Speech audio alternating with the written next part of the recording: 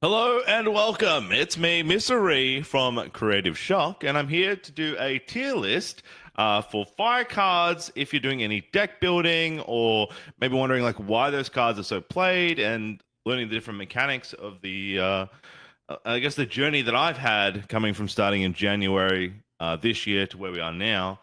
Sharing some knowledge, but of course, I'm quite new to the game, so I have involved and invited Once, and Once is here. Onceinluv is here with us, guys. So give him a shout out to kind of guide us on our journey here and kind of talk through this experience and knowledge that he has. So Once, welcome, my friend. How are you? Yeah, thank you so much. I'm really glad to be here. So I actually had the opportunity to cast with you for the elusive online regionals about 2 weeks ago. So that was a really good time getting a chance to know you, kind of understand your experiences in the game, where you're coming from. I recently just came back from Chicago, where I finally got the chance to compete at an Ascent. As some of you know, I normally do casting. I've casted Worlds. I will most likely be casting other Ascents in the future, as well as a lot of the regionals. But thank you so much for having me, and look forward to making this list. Yeah, no worries, man. And so cool to get involved with the Chicago Ascent. I know Singapore's coming up. I've actually booked my tickets for the New Zealand one, so I'm super keen to travel. It's the first time ever traveling for a card game, so I'm super excited to compete from there and get with this ever-growing community. So yeah, Yeah, I for kind sure. of And thought, I will meet you in Singapore. hell yeah. Look, let's just start. So what I was thinking is like, for example, for me, we'll start and just go through different cards. Now we don't have every card here. I've placed cards that I've seen throughout my journey of Grand Archive, and for different reasons, we've kind of broken them down into highly playable, niche but key, rare usage, power crept, and unplayable. And I'm sure we'll explain that further as we go. And once we'll give more detail into some of them because I didn't know what power creep was, and so he will talk to that as well. So. For example, Creative Shock. I would say this card is a highly playable card. And the reason I'll say that is because it's really played in every fire deck that I've seen. I think the value of being able to play as a fast play, to draw two cards, you get to discard one of them, which like suits in multiple decks where you want to put fire into your graveyard or you want to put um, floating memory into your graveyard. I just think it's such a powerful card.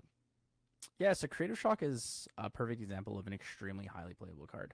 So this card allows you, like you said, to draw two, discard one. One of the cool things with this is because it has a class bonus that says if you discard a fire card, deal 2 damage. If you're a mage, what that means is if you are playing Creative Shock as a mage, if someone wants to respond to the card, like before the damage comes through, the potential damage comes through, they actually have to respond before you draw the cards.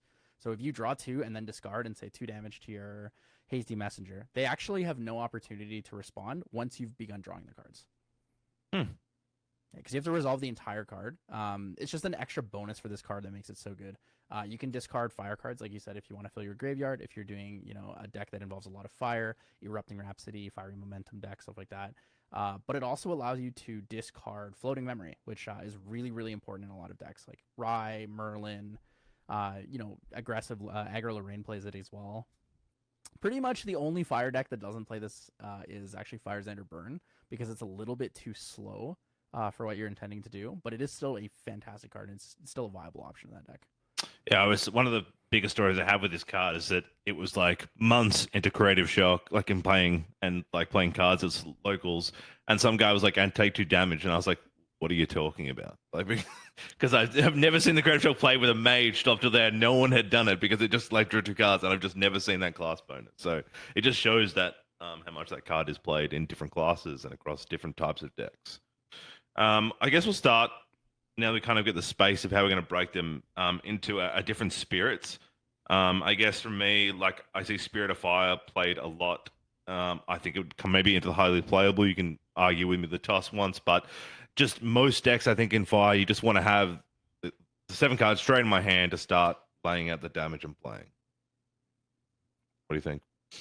Yeah, I mean, pretty straightforward. And Spirit of Cool. Fire, highly playable, extremely easy to use, very straightforward. Fragment of Spirit of Fire. I'm gonna put it in rare usage. I haven't seen it played. I don't quite understand why I would want to draw 6 and draw one later. Like, where do these fragments kind of sit in the the play? I've seen it a few times, but not many. You know. So with Fragmented Spirit of Fire, I'm a little torn between niche but key and rare usage. I Hmm. actually want to say it's niche but key because there are certain decks where drawing the card later is really relevant. But the additional effect of this card is that you get to glimpse 6 before drawing 6.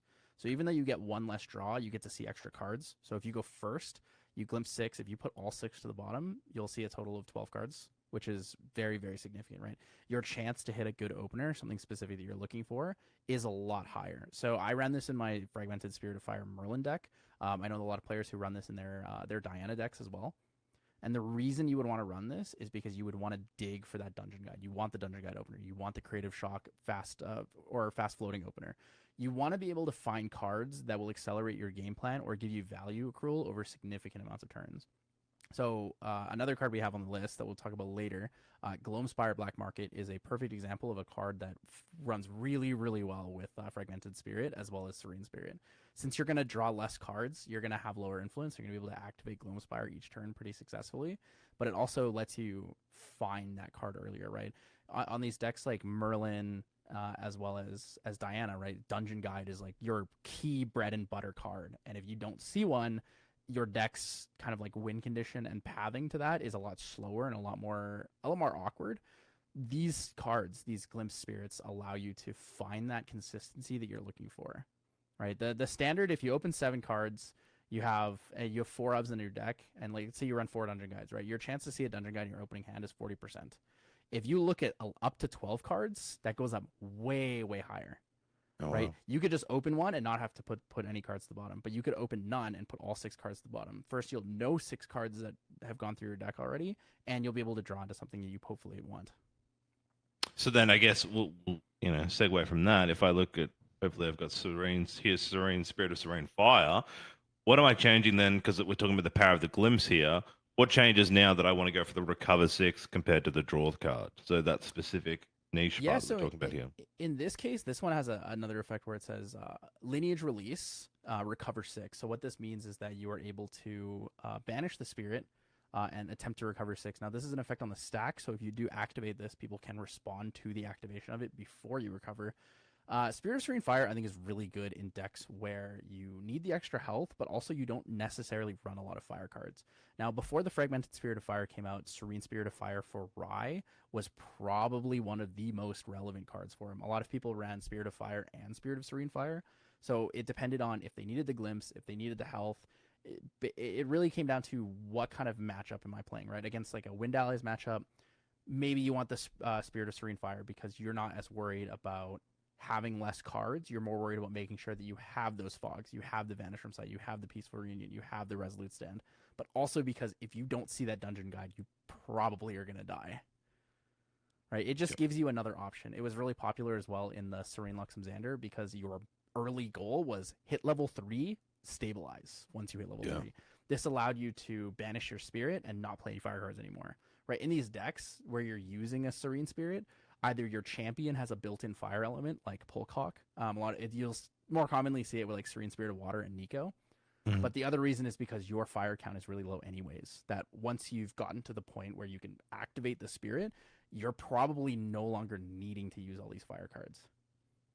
Yeah, I think Also, if people just to go back to the Fragmented Spirit, there's one really interesting tech that I don't know if a lot of people think about. When you play Merlin and you go to level 2, a lot of the time you're going to eat a floating memory. You're going to activate Merlin's ability, banish a card from your graveyard, get a floating memory, get a level counter. You can immediately banish the Spirit Shard token to draw a card there.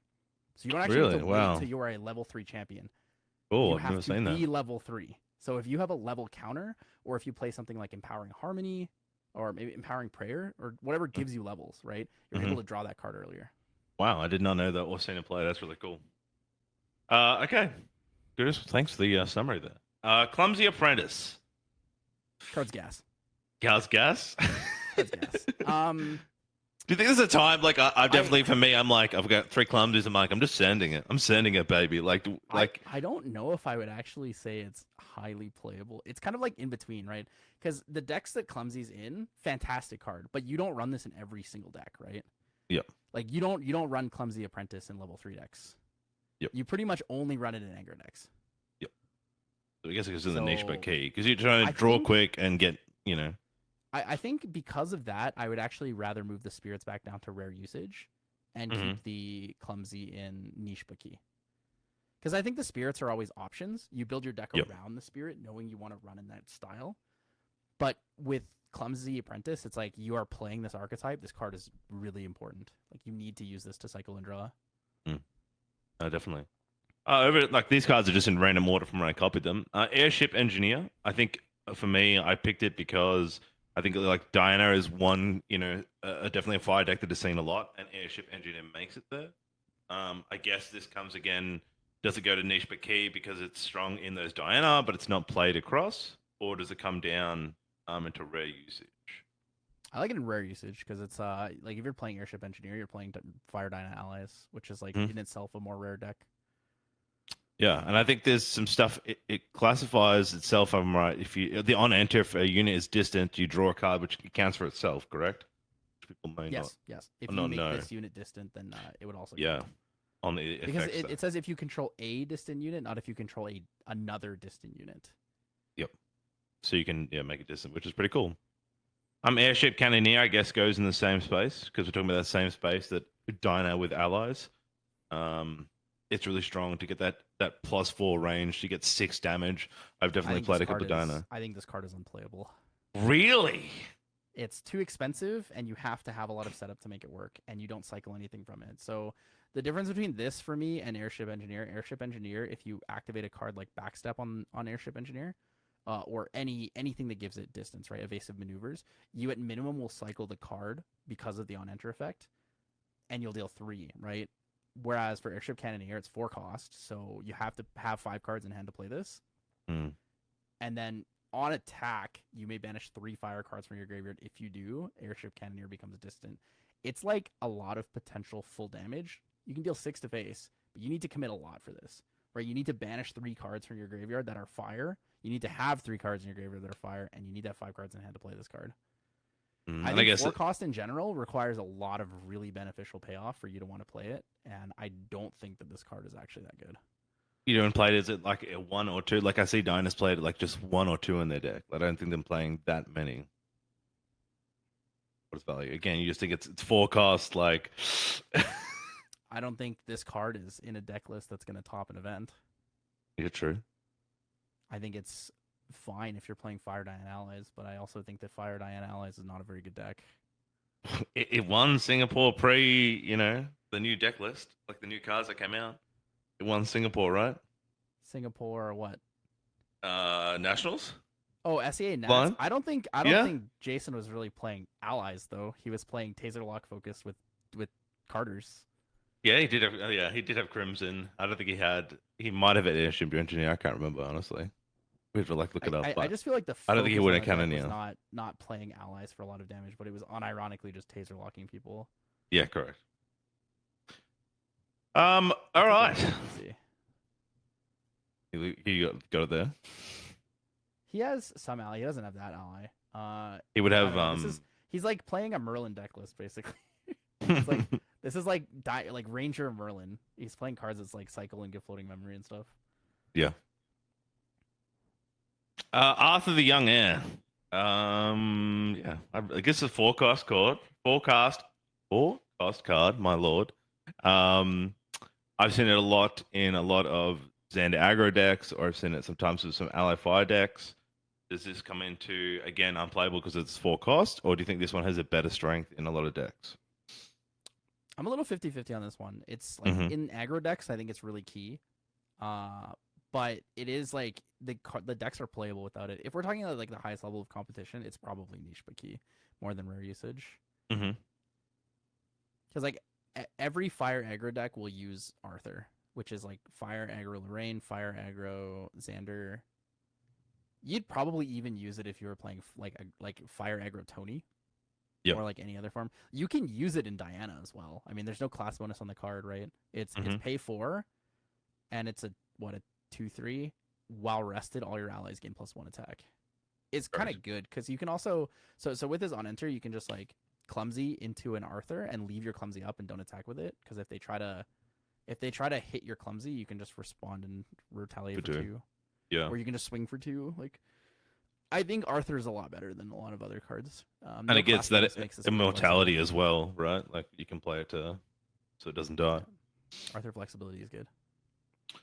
Beast Soul Visage. Now, we're not going to see many Tamer cards at the moment in the fireside, I don't think, and you may argue that, but this card actually, I think, is benefit and used in random, like, I guess it comes in rare usage and maybe in a sideboard and maybe to some player that you're going to play it on someone else's card so they can't, because you can play it anywhere, it doesn't have to be in your allies, and put it to Pride 3 so they can't use the card.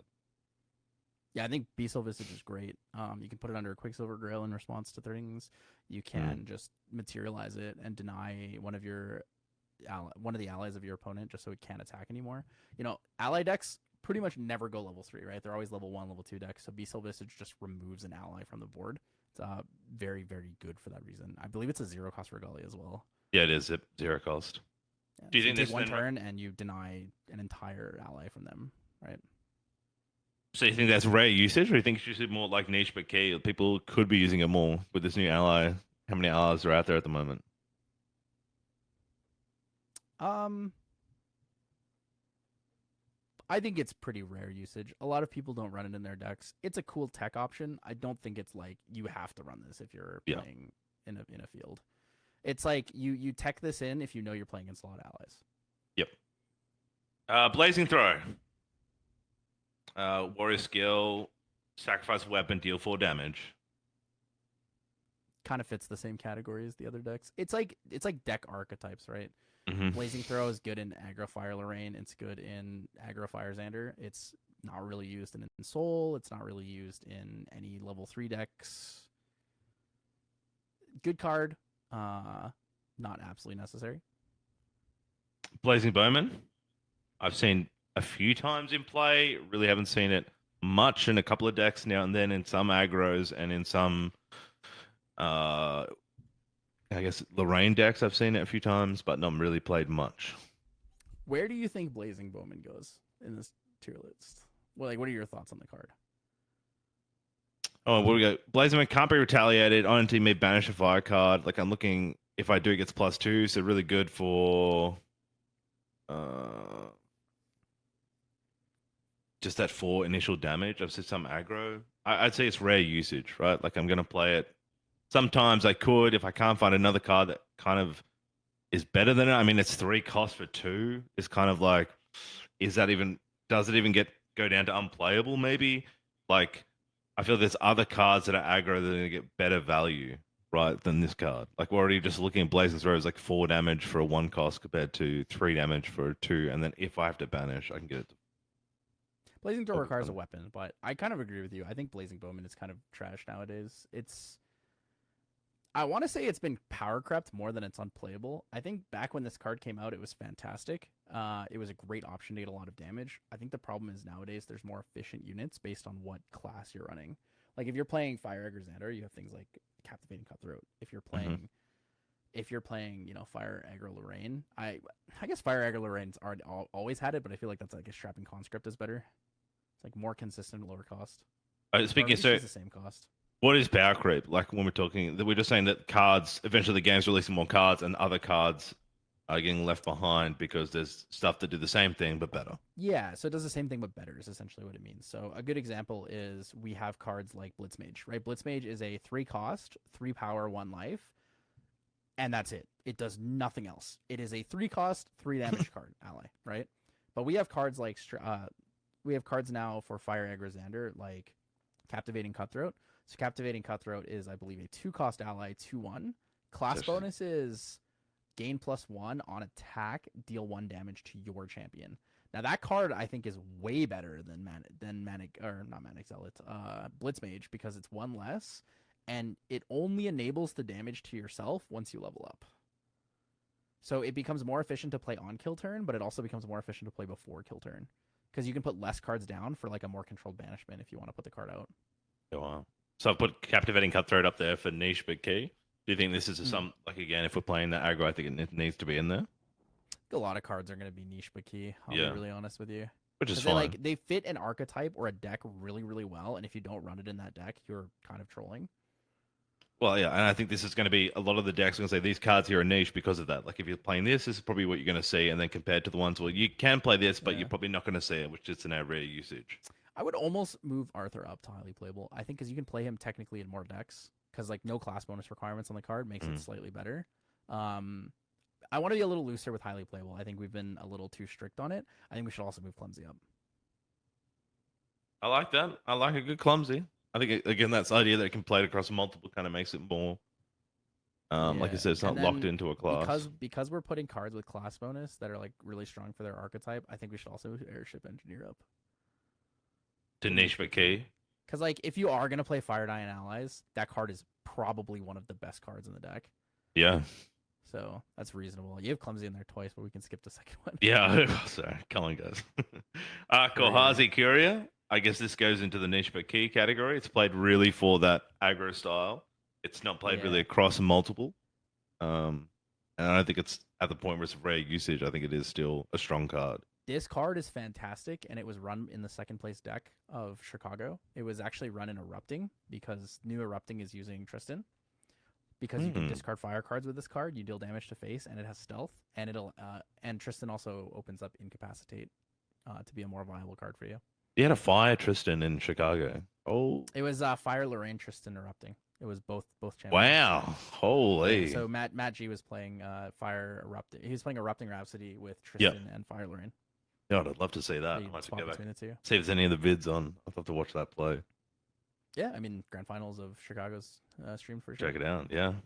Cremation Ritual, I think, then goes into highly playable. I think it's a. This card is definitely highly playable, but I hate Yeah. this card so much. Yeah. I think that There's a there's decent so amount many. of counterplay to it nowadays, which is kind of cool. Well, do we want to talk through, let me like, why this is so valuable? It's not just to draw two cards, but it's around what it can destroy. Like, for example, Library Witch. So you can just create your own library and get three cards. I guess A lot of you could people also will do play it things for like Hasty floating. Messenger, Yep. and then cremate their Hasty Messenger so you can't kill it to get less value. You can cremate, so as an additional cost, sacrifice an ally you control. You can do it on a floating memory. You can do it on a card with an on-death effect like Library Witch to draw a card. I just don't like it as much because I feel like this card is very like just too straightforward, and it's there's like counterplay around it with Tithe Proclamation and Incapacitate. Card's great. Card's really highly playable. I just personal stance. I'm not a cremation ritual enjoyer. So just enjoy it. I just love that play style. I mean, yeah, it's good. Crimson Tear. I think this card's I playable now. really. Yeah. I was gonna say rare usage, but yeah, tell me through why we think unplayable now. This card has been fantastic for a long time because it's a level 1 and a level 2 bonus. It's not a class bonus. So it's a 3 cost 2/2, I believe. Yep. And the class bonus or the level 1 bonus is that if you're attacking a human, you get +1. Attacking or retaliating a human, you get +1. So it's great doing damage to champions because all champions currently are human. It's great for clearing wind allies and stuff like that. The biggest problem with this card is that it's an automaton with 2 health, which means it dies to reprogram every single time. Right. Yeah. So this card to me is kind of unplayable now. Because of the reprogram has change. destroyed this card's viability. And I mean, I guess if they don't respect wind robots, you're gonna have a great time playing Crimson Tier, but a lot of people are afraid of that deck. So you're going to see reprograms in a lot of decks. It's also really efficient, fast floating. So Crimson Tier went from like being really highly playable to me to being completely unplayable. Yeah, I agree with that. I think that's I definitely like the meta's changing and the cards evolve. Too. Like there's a lot of 2 damage abilities that are strong or skills. Sure. Disintegrate. I haven't seen much of this card played, but I guess it comes in maybe in here for rare usage. I don't like you're gonna play it really to counter a certain type of like destroy a regalia that I'm versing, so I might have in my sideboard more than my main deck, but I'm gonna be honest with you. I think this card's unplayable because there's only one time you'd ever play the card, and it's like there are other cards you can play instead. Sure. Disintegrate is pretty much only good because it's an efficiency card. It's pretty much only good against the Majestic Spirit. It is like never used against anything else.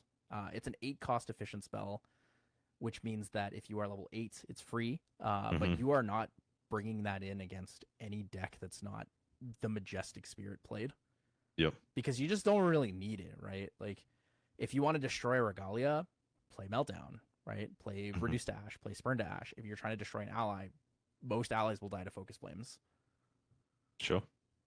So for me, that card's unplayable. And instead of rare usage, I want to say unplayable because there's like other cards that do the same job, and I Yeah, think are like a that are little bit better. more efficient. Like Devastating Blow is an example of a card that I think is a little bit more efficient than using that.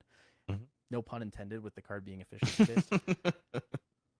No, like I said, you're you've experience and knowledge that I don't have. But for me, when I was looking at that, I was like, oh, if I'm going to play a mage deck, right? Like efficiency, my cards are going to based on level. Like this is an efficient destroy. Oh, I'm going to play it over another a card. But that's how kind of I feel like a new player would look at things bigger to an experienced player. I think this is why it's really cool to have you in here and discuss these kind of things. Mm. And And obviously, my opinions are not like the end all be all, right? correct. This is Unless you just want to win. unironically just my opinion on cards. I just don't think that Disintegrate has a place in the game anymore. Yeah, fine. Ember Song. I guess this That's comes niche but into key. niche It's but too key, right? important. It's too Too important for strong. erupting. Yeah. It's the go-to card for erupting, right? Between Erupting Rhapsody and Ember Song, like those two are played together because you need to have like a melody and then a harmony. So for melodies, Ember Song. Some people will run Flamebreak Chorus, but if you're not running like Tamer Flamebreak Chorus, you can't play it at fast speed, so it's not as relevant. Yeah, and I've put erupting there as well. Both cards I just think so strong. Erupting, fantastic. Niche but Yep. key, great card, great card. If you're playing the deck, you need to have it in the deck. Fire Momentum. I think it's played in a lot of aggro decks. In course, like the aggro deck and also Lorraine. I would say it comes in niche but key. That same mentality. That if you're going to play these kind of cards and that kind of style, that's what's going to be in your deck. I don't think it's a rare usage. I think it's If this still card niche. wasn't a class bonus, God, it would be highly playable. This card would be insane if it didn't have a class bonus requirement. Yeah, huge card. It's a great Fireball? card. So basically, one extra damage for everything in your one extra damage for every Each fire card in your graveyard. Yeah, huge amount of damage. I've definitely been turns like we were talking earlier about aggro decks where unless you've burst aggro decks, I guess when you kind of play someone like in turn 1 or turn 2, the game can be over. Like if you're not prepared for something like this, or the range of these aggro decks are actually so insane. And Fire Momentum is one that can do just crazy amount of damage very quickly. Fireball is interesting. Fireball kind of requires you to have levels for it to be good, but I think I want to put it in highly playable because it's absolutely key in a lot of decks, and it's like Rye plays this no matter what. Merlin plays it no matter what. Hybrid Merlin plays it no matter what. Even if you're like playing actual hybrid where you might go into Spirit Ruler, like having Fireball in your deck is key, right? Erupting still plays it. It's like this card is like on the border of highly playable. Yeah. The key. I think it's more on the highly playable side than niche because Fireball is not a niche card. Yeah, but like we're saying, the higher playable play like across all. So you think Fireball plays across all? I think it does. And like, I guess Lorraine's not going to play into aggro decks, but it's like it's absolutely vital in everything else. Yeah, and I think it is playable on the other side. We're not looking at those aggro decks. I think the I other want to kind put of Fireball fire there cards for the same reason that I put Arthur there, because like you don't play Arthur and Merlin or like Rye, but it's still played in so flexible in other decks, right? Like you can play Arthur and it does Fire such Diana. insane damage, right? Like it's such a 2 cost to do some insane damage. Like that's what you're digging for, right? When you're drawing cards. Flame Tongue or Fire Tongue, sorry, Flame Tongue, Fire Tongue. I've seen rare it. Usage is perfect. Rare usage. I think it's like it's that sometimes played in aggro, you're going to draw for it. It's not really played across many, so I'm going to put that in rare usage. Flame Room Swordsman. Does this go to the highly playable? I mean, it's a nice floating, a 2/2 floating. Highly playable. I mean, is this class bonus like Warrior? Like if it played for Merlins, does it play? It's not really played it for. Plays Merlin and Lorraine, but you play it in like every Merlin Lorraine deck. Yeah. But you don't play it in. I mean, you could play it in Rye, but you probably don't. It's like so close. I think it's like it sits around Fireball. I think it's a nice floating. Maybe niche. I think it's a little bit less useful than Fireball. Is it less than Clumsy? What is it against Clumsy? Man, it's so hard. I think maybe Clumsy. Dude, I actually can't decide because it's like maybe we should have just defined them a little differently. It's like But it's again, hard to say. if players are people are gonna watch this VOD right now, like if they're thinking, you're saying, is it a niche card? Like you should consider putting in your deck, right? This is what people are gonna watch this video for. So do you think if Flame Rune, if I was making a Mage Warrior deck, right, and I want floating, is it a I card that you guess should I probably guess consider? should we be more strict on highly playable again and go this card should be in every deck and that's it?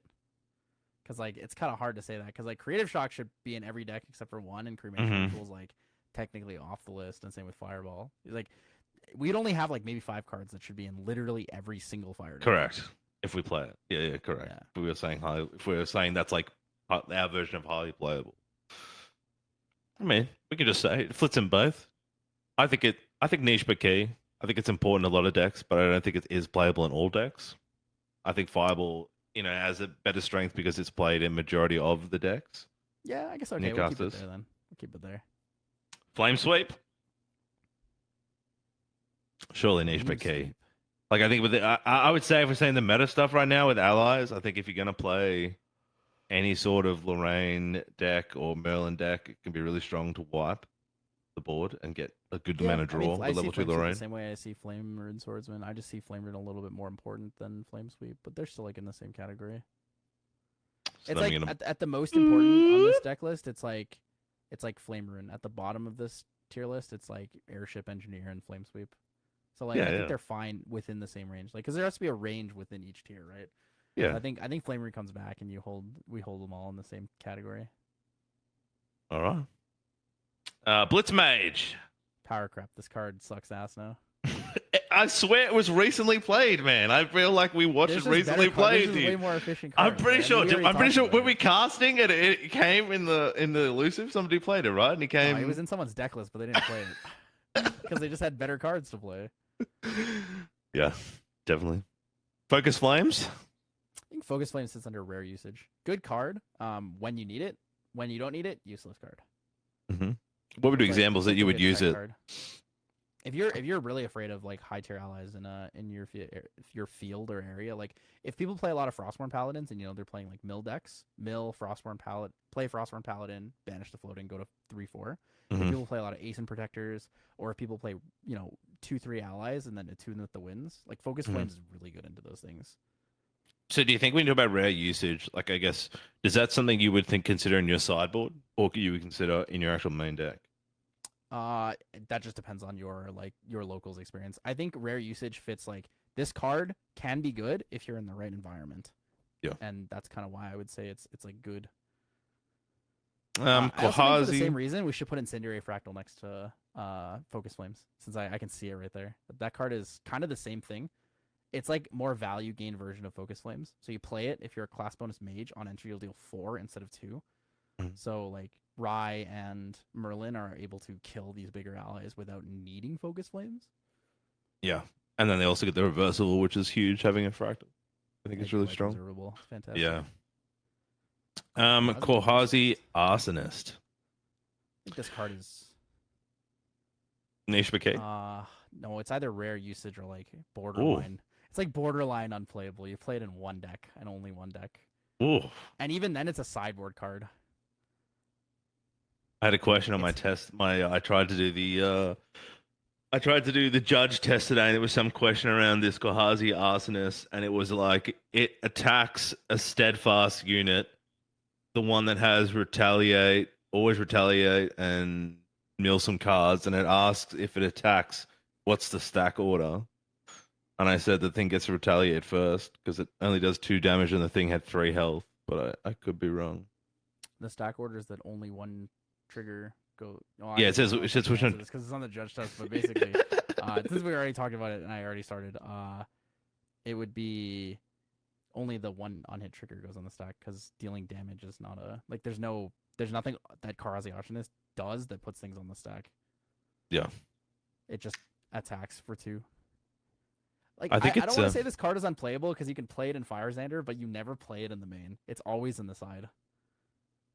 Like, you only play this against things like Library Witch, Stalwart Shieldmate, Swift Recruit, because it says if a unit that was dealt damage by Korhazi Arsonist would die, go to banishment instead. So that means that you don't get on death triggers, and it means that you can kill an ally that has floating memory and banish it. I feel like So like we can say here, like it's not strong enough that I think it sits maybe in the rare usage. I think it maybe goes into you know unplayable. what? It sits exactly the same as disintegrate. It is used for one thing and one thing only, and Yeah, that's not that correct. common. Unplayable. Down you go. I have my second fractured. So Gloam Spire. This one's an interesting card. Um, I think it maybe niche, but key. Maybe even goes to highly playable. I think more people should play it. I know you're a very fan of this card. I don't want to put in highly playable because you need to play a certain way to play this card. Mhm. This card will sacrifice itself if you have 8 or more influence, and can only be activated to draw a card into memory if you have 6 or less influence. So for that reason, I think it probably goes under rare usage. Actually, maybe niche key. It is really, really important to run it in the types of like archetype that you run it in, because if you look at worlds, there were 2 Rise that ran Gloomspire, and it was fantastic in them in every matchup except for the mirror. Mhm. Is a fantastic card in Diana because it can allow you to regain influence once you turbo and don't find lethal. Yep. It's also good if you play Fragmented Merlin or anything like that because you can just have a better opener. Yeah. I think it is more of a niche, but then rare usage. Like, I think we're seeing it more than we're seeing like maybe instant refractals. If you play this, or, you mainboard it. So yeah, I think that's a good reason. Hasty Messenger. This card is highly playable. You can play this in literally any deck. It should be in your deck. I don't play it in my decks, but man, you can play this in every deck. That card is too good. God, it's such a thing when you see somebody like, I'm gonna play a Hasty Messenger, like, here we go. I'm like, boop, I have here a we special go. place for Hasty Messenger in my heart because I dyed my hair for a Hasty Messenger cosplay for Worlds. Oh, really? Yeah, so Hasty Messenger is a special place in my heart. That's a wonderful card. Home by Fire. We're gonna It's rare. There's like one deck that plays it.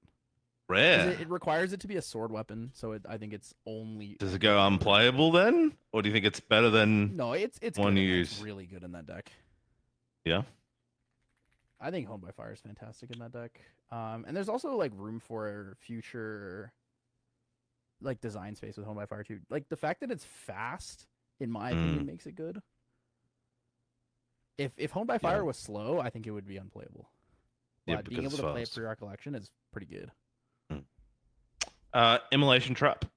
Does this come down to like I think it's only playable like Disintegrate to counter a big card? Like I'm only going to play it once for one thing? Or do you think it has more value that it can come into rare usage? I want to say this card's unplayable. Because like, so it says destroy target damaged ally, fast speed. And it's a 2 cost, and it costs 2 less if you're an assassin. You're never playing this in Fire Xander aggro. No. And you're never playing this in Serene Xander. Nope. Because you can just Excalibur things.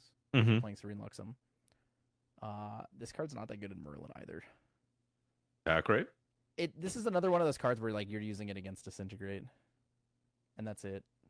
Sure. Power Crept? I don't know if I would say it's Power Crept. I think it's just never been that good. Rip anybody using Immolation Trap and Jack. Get it out of here. We don't want it. I think one of the requirements for a card to be power crept is it has to have actually been used or like heavily considered for usage. True. Like Patient Rogue, I don't quite know if I can say it's power crept. It is actually just a worse version of Lurking Assailant. But 2 cost, has stealth as long as it's awake. And at the beginning of your recollection, Patient Rogue gets +3 until end of turn. Yeah, so instead of being a 2/3, it's a 3/2, but you need to be an assassin to use this card, so it's like technically just a worse Lurking Assailant. Yeah. This is why I don't know if anyone's ever used this before. Like, I want to say it's power crept because it's almost exactly the same like concept of the unit. I really like the artwork on a side note, by the way. Me too. The art's fantastic. If you want a nice artwork, if that's what you're building to look good, I think this is definitely. Maybe we should do a tier list of the best looking cards to the worst looking cards. That could be fun. True. Increasing Danger. This is like, I think, one of my favorite cards ever. Only because I just love the idea of just like, let's throw down. Like, you can have a card, I have a card, like, and it kind of has that feel. Cool. It has that feel of like, it does feel like you're increasing the danger. You know what I mean? It just has that immersion. You don't really need to play this in aggro decks, but like, you could if you wanted to for fun. Mm-hmm. But like, it's pretty playable. This card, the thing is, you could put it in any deck, and it's like, okay, cool, increasing. Yeah. Yeah, exactly. Like, Woohoo. it's great in Rye. Draw a It's card alright. and draw a It's card in alright. memory. Like, Brilliant. It's fantastic interrupting. Like, I think it's a wonderful card. yeah, it's I don't know. Erupting or increasing danger is like good. It's like at the borderline of highly playable just because you don't want it in every deck, but it is better than the other cards. There's definitely been times where, being a new player, I'm like, this sounds awesome. And I'm like, increasing danger, increasing danger. And then, like, the wind ally player across from me was like, just building up all these cards. I'm like, what have I done, you know? He goes, Wind Rider Vanguard, Wind Yeah. Rider Vanguard, Wind Yeah, Rider Vanguard. exactly. Attune with the winds. in order to take this game. Yeah, exactly. So it definitely is that double-edged sword, but I think that's the beauty of the card and adds that feel. Ignited Stab. Niche but key. Like, You know, is I it think played? this card is power crept. I think this card is actually Oh, kind of bad. okay. What do you think Um, beats Ignited Stab? So Ignited Stab was a fantastic card in Burnzander for a long time. Some people still play it. It's a Mhm. 1 cost, 2 damage. Prepare 1 with the class bonus that's on attack. If Ignited Stab was prepared, it gets +2. So it would go from 2 damage to 4 damage, and it costs a prep counter. I think the Vicious Slice is actually just a better version of this card now. It's a normal card. I was gonna say I don't have it. Yeah. It's 1 cost for 2, and the class bonus for Assassin is that if you are attacking a human, you get +1. So it's a 1 cost for 3. So it's kind of like the concept of Crimson Tier, where if you attack a human, you get +1. Yep. This is just a 1 cost, a very simple 1 cost for 3. I think it's better. So when did that Not card get using the released? prep is really important. Is that in the new set? It's MRC. MRC. I'll send you what the art looks like if you want. It's a good card. Mark the target. Mark the target's niche but key. Fantastic card in Assassin. Really, really important. Really important in Aggro Assassin. It's not used at all in Serene. The Serene Luxem version. Innovate Fury. Does this make it to the niche but key, or does it just come down? I think it's I think played this comes down to more. rare usage. Yeah. Good in its archetype, but only really used in like 1 or 2 decks. It's mainly used in Erupting. Some people run it in other decks, but I think it's pretty much only good in Erupting.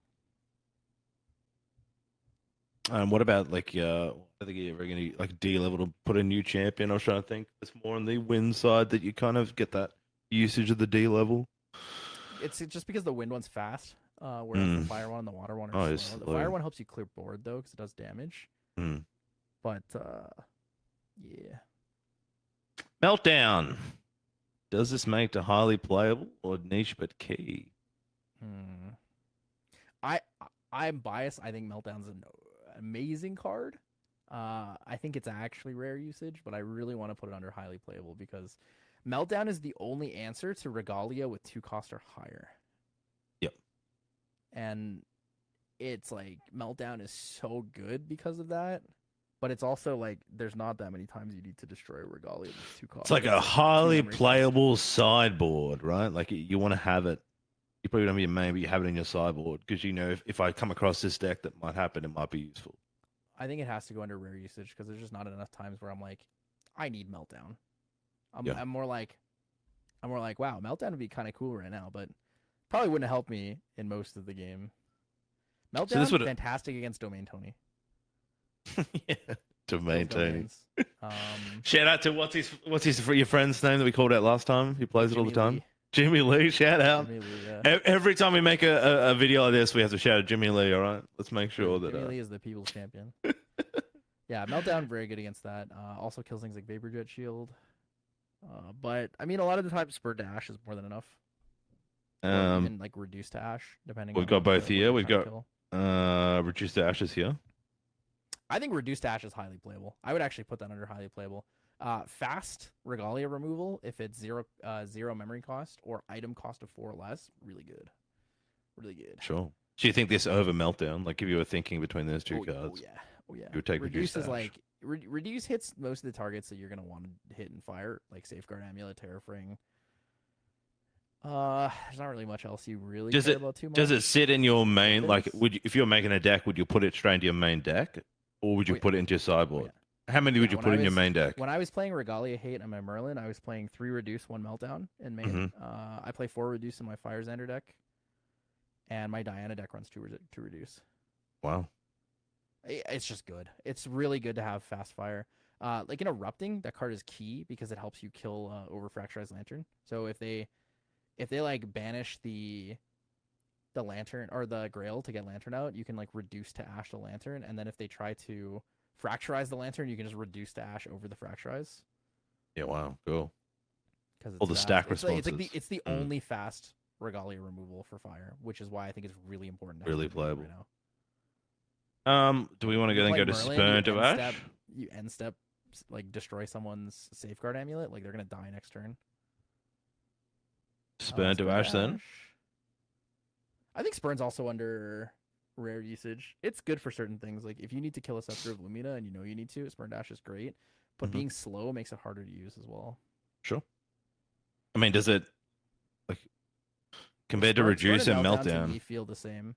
Whereas like Reduce, because it's so So does it come into flexible in how power you can move creep? it, it's better. Like, are we saying like you may as well do Reduce first? I don't know if I would say it's power crept, just because Reduce can't hit anything with a 1 cost, so it can hit Scepter, which is like probably the most commonly wanted to destroy Regalia. Mhm. So it's like there but not there. The other thing is Reduce doesn't hit most of the Terra Regalia. Almost all the Terra Regalias 1 cost or higher, and then it's like reduced by 1. Or like here's the alternate cost Yeah, activation true. of it. Yeah. Like Covenant of Thorns, Stone Scale Band. Like Stone Scale Band is now a 1 cost. Yeah, yeah, right. Got Which means recently you can't reduce changed. to Ash it. Guy's Blessing, Covenant of Thorn. Like there's a bunch of them that are harder to Sure. hit. Planet Explosive. Niche but key. It's like super important.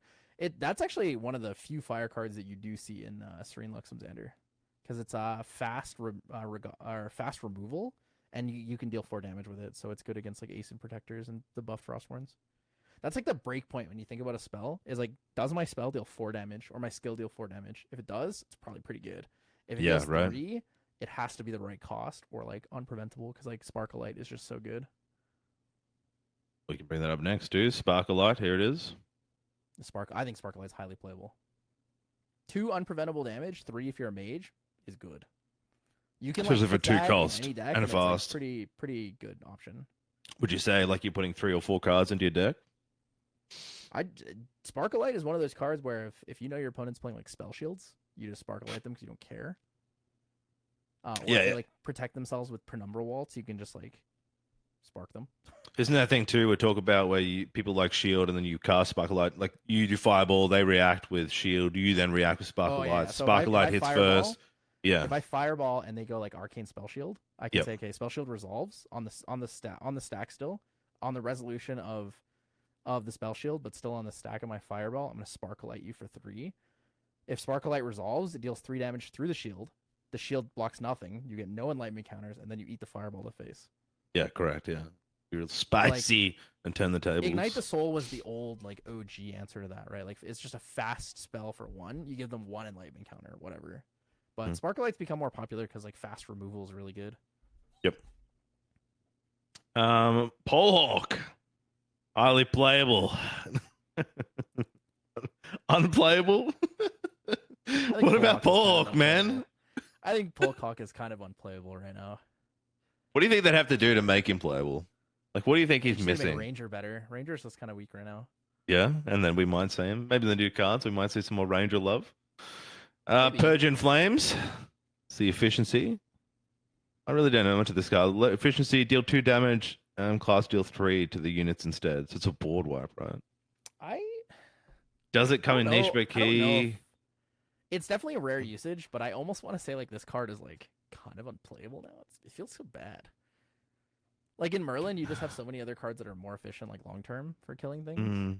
Like I'm probably gonna wipe with like it's a board wipe, right?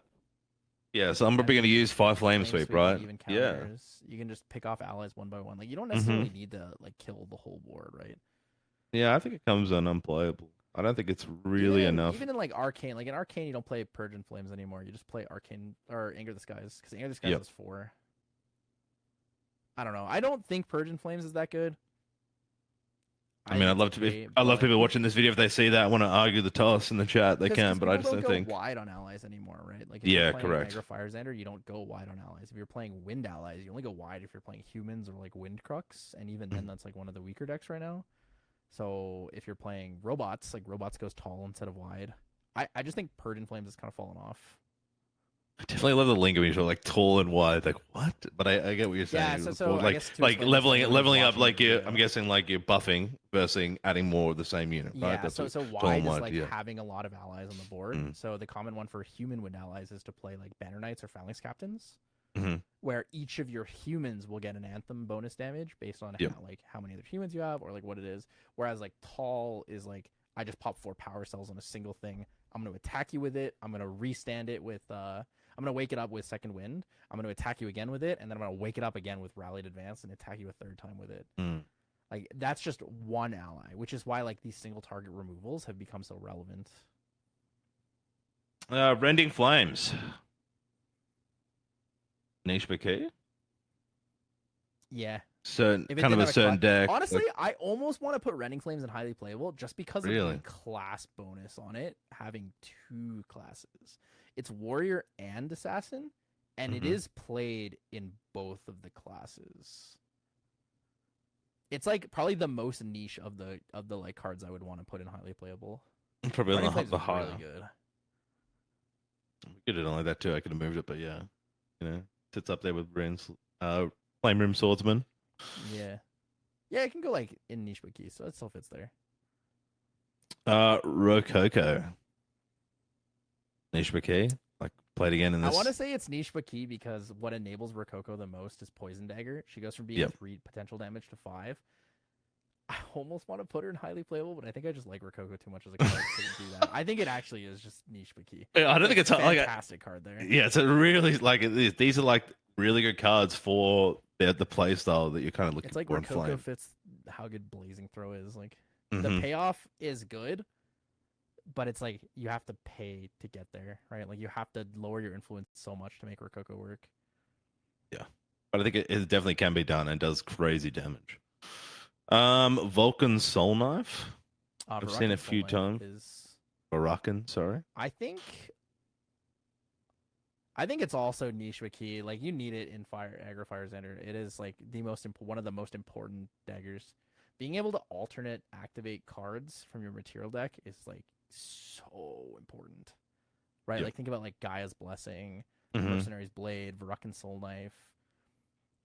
Even like Just having that Vanishing extra. Diana level 1 for lineage, like those things are just really really important, and that card is pretty key. I think that card is pretty key. Tepid Steel. Niche I think Tempered Steel is bouquet. actually Playable. I don't know. Okay. Here's the consideration: you never play Tempered Steel. You only discard it. So does that make the card Yes. unplayable, or does the card go to rare usage? You will almost never play Tempered Steel. Yeah, you'll never play it, but it'll be in your deck to get rid of for the floating, right? Or you can't. Well, you it's also a can't. fire card. You do play it, Fire right? card. Don't you play it for like increasing durability? Like it stacks with some of the No, you throwing play of Held by sword. Fire. Oh yeah. The only like if you're gonna make an adjustment for like Tristan, it's probably Sharpening Stone too over Tempered Steel. I feel like in eruptings, right? You see it. Like what decks do we Interrupting, you see? discard it. Yeah, well, yeah, you do discard it. Like it's not 'Cause played. It's fire floating, so you can use it as floating, or you can just have it as a fire. So card. let's look. So it's played in that. Is it played in any? Like, is it playing outside? Is it played in any of the Aggro Xanders I or think you played can play it in? in Fire Lorraine. You don't play it in Fire Xander though. So like, then it maybe comes down to rare usage, right? But it's still like it's like used in one deck. I almost. But it it's is hard played. because like you'll never activate the card. You'll always. Yeah, discard you'll it. never. So, It's like, only just a does dump. that It's a make dump. it unplayable, or does that make it? It needs its like- own level. It's just like a card that's there that's never yeah, used. This card is a discarded floating memory. That's all Yeah, it's a that's- fire discarded. That's floating all. You know, memory. like what is it, Rick and Morty, where he's like, "What's my purpose?" Like, you pass the Yeah. butter. It's like, "What's my purpose?" What Like, you is go my straight purpose? to yeah. You go to my graveyard. You go to my graveyard. That is it. You never get played. Okay, Yeah. add a new category. What is my purpose? it'll just be that, nothing else. What is my purpose? Put it down. Unplayable. What is my That's funny. purpose? Under the Fire. Like, I only recently put it there because I saw it played very recently. I'm guessing it's a newer card. I want to say it's niche, but Rare it's usage? the only answer to like attack focused decks. So like a good example is Nico plays Ravishing for game. If you have Under Fire in your hand, you can Under Fire to stop the attack mhm. because you no longer become a legal target if you are stealth. Yep. I And mean, Nico's there already is the other extended card that's like to 5 January. cost. There's the 5 cost, isn't it? Like Take cover. Yeah, take cover. Yeah, it's like 5 casts go invisible. Yeah, but it's like reduced by it's reduced by your ranger Yeah. cost. Take cover is an Yeah, option. yeah, It's 4 if you're a ranger. yeah. And 4 casts. 3 if you're Polcock. Ooh, yeah, baby. So if you're Polcock, you play under fire for 1. Yeah, true. So And if bad. you're a ranger, you play under fire for 2.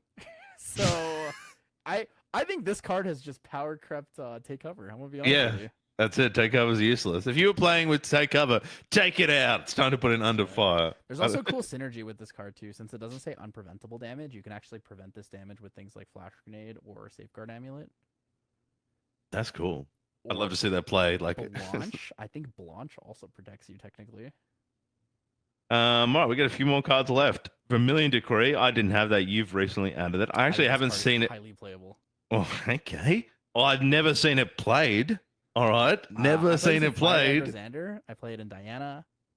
You can play it in any deck that has a high fire count, and it's just good. It's a fire card that deals either 3 damage to face, 2 damage to an ally, or both players draw a card. If you imbue it for 3, you can pick 2 modes. A lot of the time, you don't care if your opponent draws another card. You just want the card, or you just need to clear board and deal damage to face at the same time, right? Like if someone Dream Fairyed something of yours, you can pre-recollection Vermilion Decree imbued, deal 3 damage to their face, kill their Dream Fairy, and then like move to main phase and play the card. It's a strong card. Even that's great. Again, cleric spell, but because there's no class bonus is played, and also not played for the clerics. What's a cleric, fire cleric? You know, who are they? Where are they? It's a cleric spell with Diana on the card. Yeah, what? Exactly. Yeah, that's even more questions. What? No, is Diana getting cleric phase? Or this card is probably going to be one of the best cards going into future sets. I think it's fantastic. Makes me want to bring my fire Diana back. I also really want the decrees to get made into mats. I think all 3 decrees would be fantastic play mats. I think they look really nice. I know a friend had like a foil of the Cerulean, and like just looks crazy on the foil version. Tether in Flames, cleric reaction.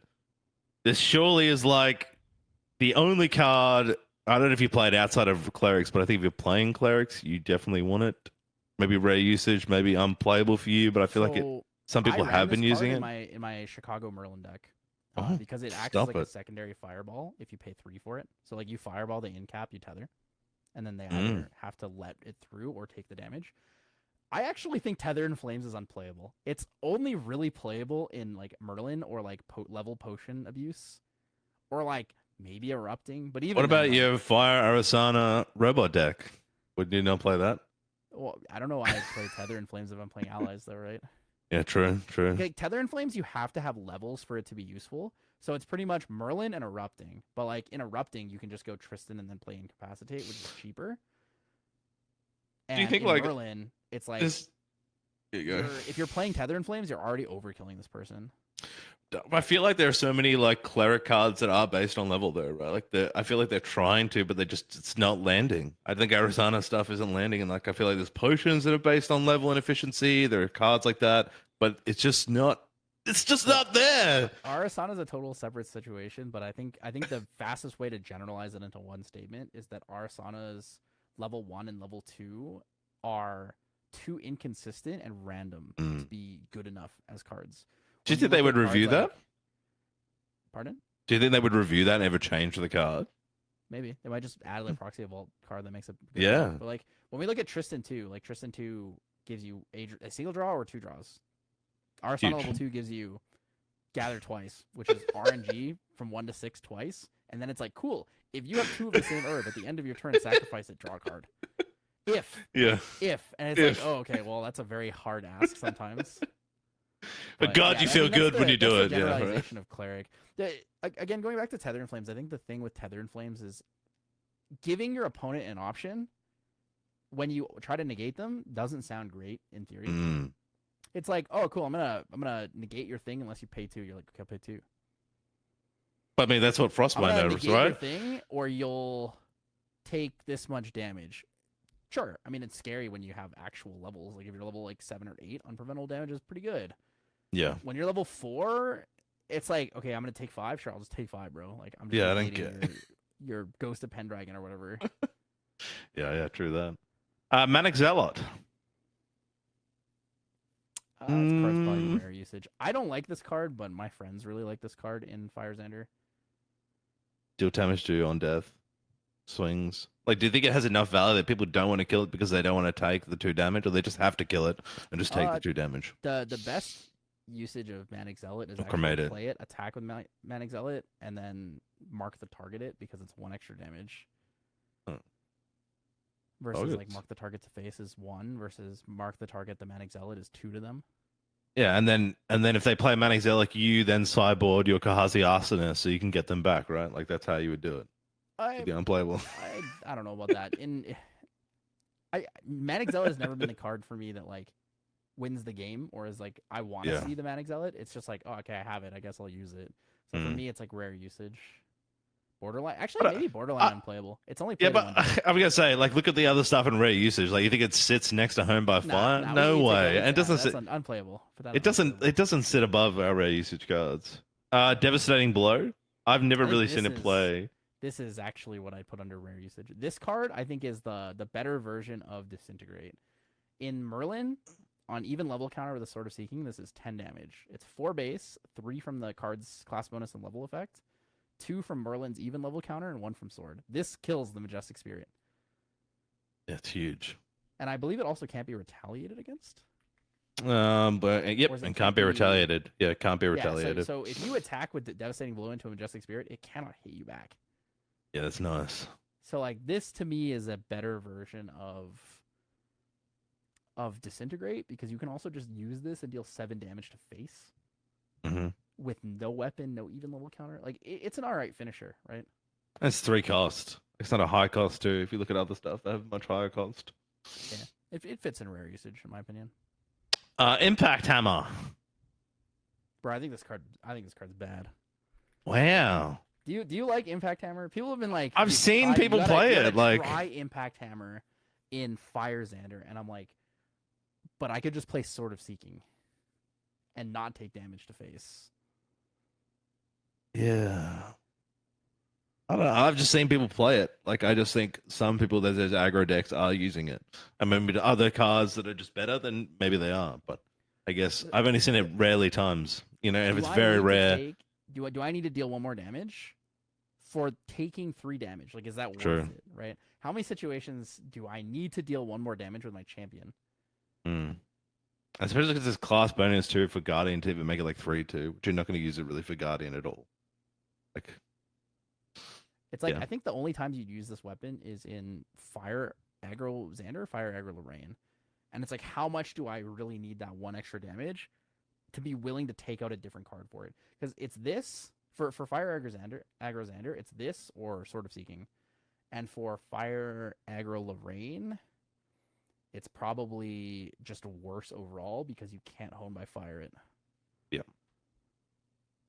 So me, it's unplayable. I think this card. I agree.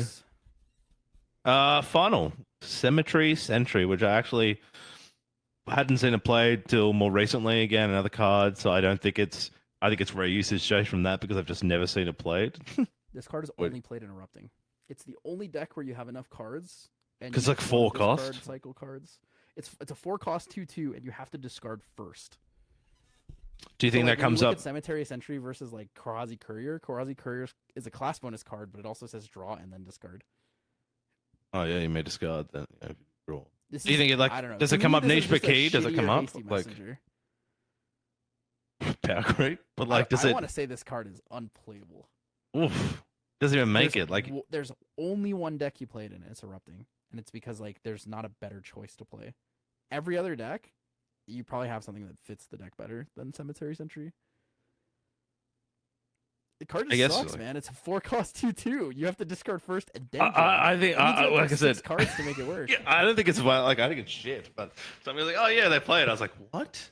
Dude, 4 cards? Like 6. It's basically 6 cards. Like a lot of people be like, oh, it's only 4 cost. It's 4 cost. Then you put 1 down to play it. Then you have to discard another card, and it has to be fire. I feel like 4 cost Arthur is probably like the only 4 cost card here that we actually value. Like anything else that's 4 cost. There's not a lot of 4 cost fire cards that are good. Yeah, like We took Meltdown Incendiary kind of in rare Fractal is a usage. 4-cost fire card. Yep, Cindery Meltdown was there, but they're in rare usage. Flame Sweep is there, like probably the highest one underneath Arthur. Yeah, Meltdown is nice though Was. because level 2 plus is 1 less cost. So if you're level 2, it costs 3. Well, that's pretty much all the cards I had that I think are playable. And I think we looked at the original list. Everything else is like, yeah, don't play it or isn't playable, right? This is even further under unplayable. Like these, I think the our unplayable now are some that we have seen in I some guess you could formats argue of the that Crimson game. Tier is power crept because reprogram power crept it Yeah, instead of it being unplayable. Because like the card was really good for a very long time, and then they released a card that just made the card dead, like completely dead. So that I guess reprogram is what power crept the Crimson Tier. agreed.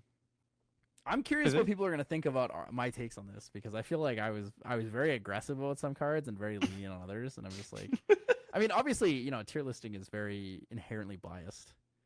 Yeah, well, and that's the beauty of these content. People are going to watch it. You're going to have people like, hopefully in my situation, which are very new to the game and really want to build decks and kind of see your understanding.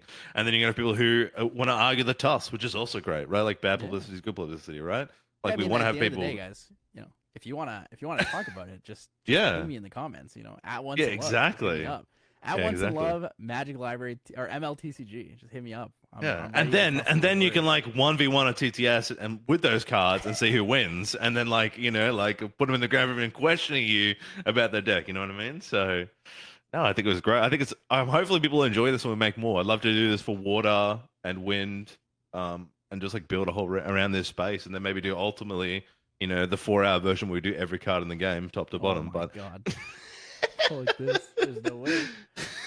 and then we also get people who like we could get like 3-4 people in turn for a big argue fest. It could be really good. But anyway, I Oh, dear digress. God. What have we created? But look, I've really enjoyed making this with you today. I appreciate you coming on. Hopefully we can do it again. We it took 1 hour. 1 hour we did it. 1 hour with no every card. Not I bad. think I think not bad. I think it's definitely already for me doing this. I'm like, okay, I'm actually going to think a lot more about how you spark a light, or when we talked about like Vermilion Decree for me right now. If I'm going to play a fire deck, how can I bring this into my deck? Like already just being with you and having these discussions. So hopefully people have that same feel and impact from this video and want us to make more. So yeah, that's it from us. Thank you. If you watch the whole hour and you get into this message, you're a legend. And thanks for hanging around. I think it's really great to make content for Creative Grand Archive. I've been working with Creative Shock, which has been awesome.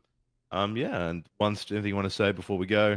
I mean, thank you for coming on and working with me. I mean, if you guys like this content, you like what I have to say, you can always check me out on YouTube.